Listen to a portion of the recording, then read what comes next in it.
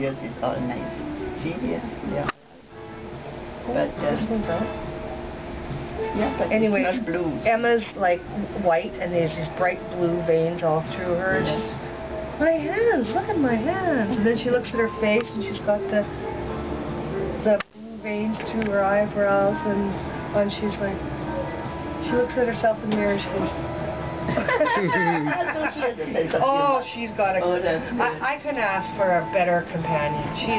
She's a treat. She is an absolute treat. You know, people who can laugh at themselves no matter what, I think that's what we need. She's got such a positive attitude. I truly believe that's why she's alive still at 91. Oh, 91. 91. She had her 91st birthday in September. September 2nd. Yeah, she'll be 92 in September, so. Her daughter was just here for She lives in a home? No? Yeah, where I used to work. Yes, that's how I got her as a job. And I got to be really good friends with her daughter, so that's why she asked me to. You're going to do the best. Yeah, and because she lives over in Toronto, so she's never here. You know, when she comes twice a year, she stays for a month. But in between, she knows I'm looking out for her and spending time with her, and you know, keeping her up to date, more so than the staff. You know, because every time I go in for a visit, I email her and report to her and let her know what's going on and stuff. So.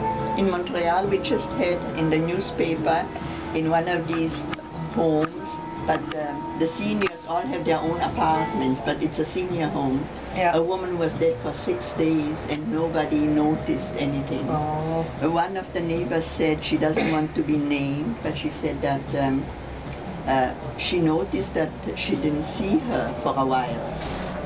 But she said that she was very private, you know, she wanted to be on her own, and she didn't want anybody to bug her, you know. My dad's girlfriend that I'm still in touch with, they have a system there where they have, you know, like the do not disturb sign, and when you get up in the morning, you put that out on the door so that your neighbors know everything's okay. Everything's okay. Yeah, and they also have staff there 24 hours a day, and they have those things that you can alert if you're in trouble. So if they have a fall, then the staff is right there. They don't have to, you know, go through the system and send somebody over. There's somebody there right now. And to me that's, you know, that's comforting to know that, because the day that we moved her in, and the very next day, both days she had a fall. Because she was just so exhausted, because she felt like she had to do everything herself, and, you know, like moving in and all that, as opposed to paying somebody to do it. Now they're pushing for this, that they're going to monitor these places, you know, or that they have in the bathroom a button if they're not feeling good, that they can alert somebody. They said this is unacceptable to have a person dead for a week, you know, and nobody knows. Oh, they were tired out. They were tired out, walking, you know, because they didn't gone so far. And they traveled through Hungary, and then they came to Austria, and then they stayed in Austria for a while. And from Austria, then they came over to Canada.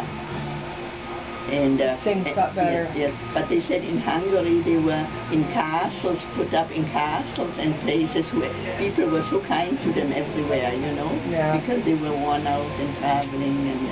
And she said they were, one was 10 and the other one was 13, and their mother was 8 months pregnant.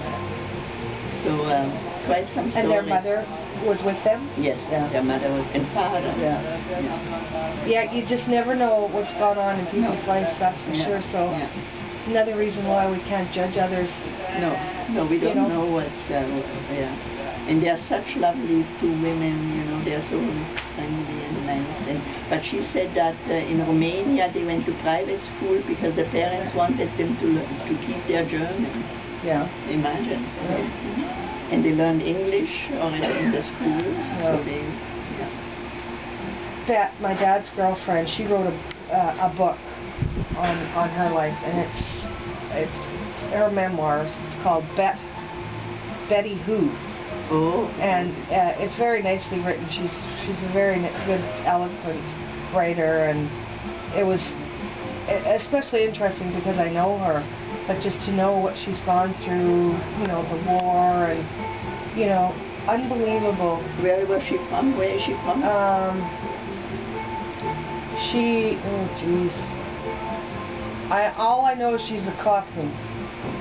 Oh, that's England, no? Yeah. Okay. Yeah. Near London, I guess. I don't, no, that's not the name of the town, that's the... yeah, like they say Scotch, or, yeah. Yeah, it's like, it's not the dialect, it's, yeah. It's like, I can't explain it. I know. Yeah. Anyways, they speak a little bit different than the rest of the English. Yeah. Well, she's funny. She's got a great attitude too, you know. I'm very blessed with all the people that, you know, have come my way that, you know, she's very positive. Her health isn't good.